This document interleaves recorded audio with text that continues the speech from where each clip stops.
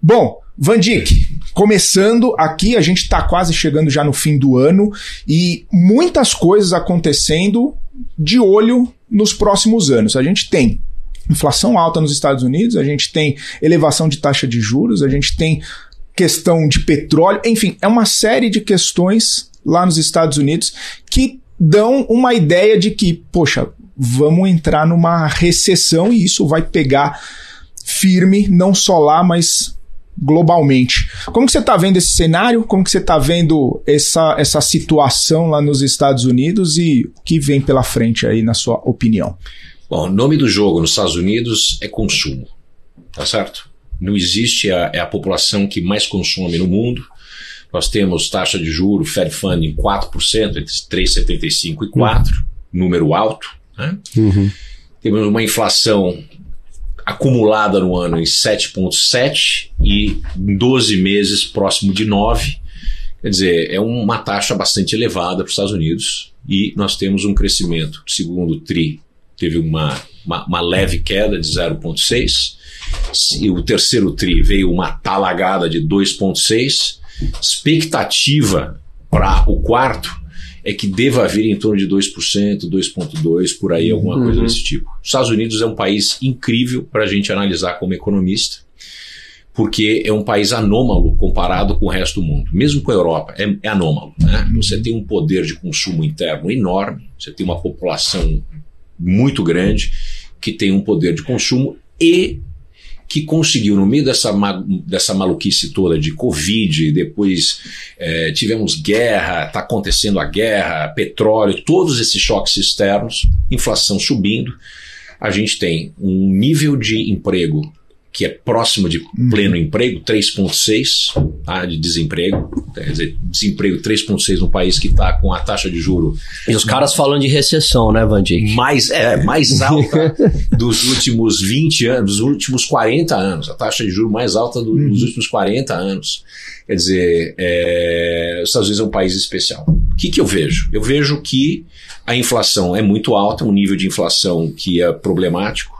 Como você tem pleno emprego, a capacidade da força de trabalho, do trabalhador de negociar ganhos acima da inflação é verdadeiro, tem acontecido, tanto é que a renda tem crescido nos Estados Unidos em todos os níveis. Né? A gente não está falando somente de renda dos mais ricos.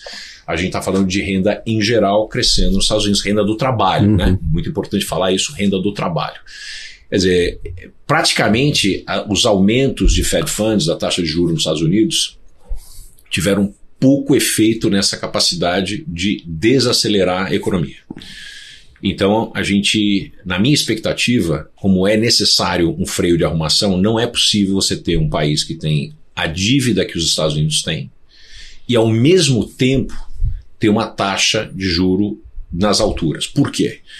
Porque o que importa é a dinâmica da dívida, né? Essa taxa de juro muito elevada, obviamente ela desacelera a economia, que não é legal, mas ela impacta, né, positivamente na inflação, ela retrai a inflação. Né? Quando a gente fala negativamente na inflação, ela sobe a inflação. Pois é, ela bate positivamente na inflação, então ela desce a inflação, que é a tentativa com aumento de taxa de juros nos Estados Unidos. No entanto, um país que tem uma dívida tão grande como a americana,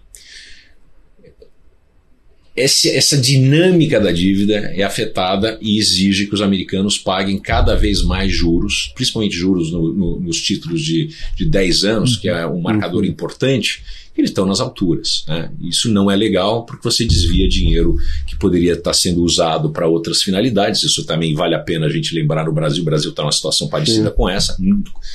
Outra economia, outro mundo, mas essa situação de ter uma dívida muito alta, taxa de juros nas alturas, isso impacta.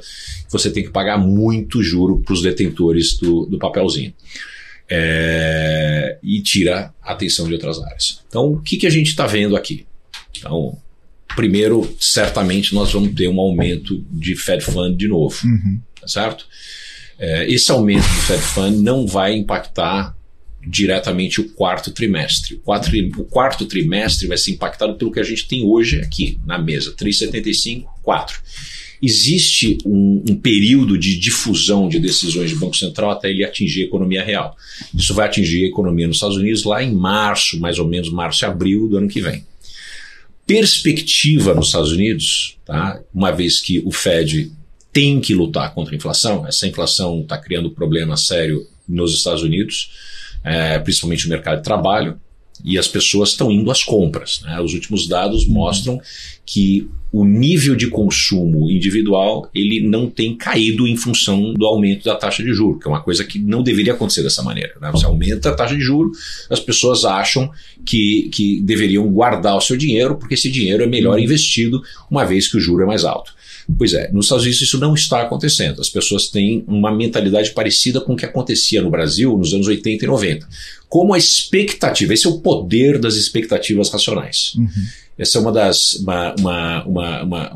teorias mais incríveis que foram desenvolvidas em economia, que a inflação ela não é impactada por ela mesma, mas pela expectativa futura dos agentes econômicos. E os agentes econômicos não são apenas os grandes investidores institucionais, não. Nós estamos falando do homem e da mulher na rua, na Main Street, na rua principal fazendo compra.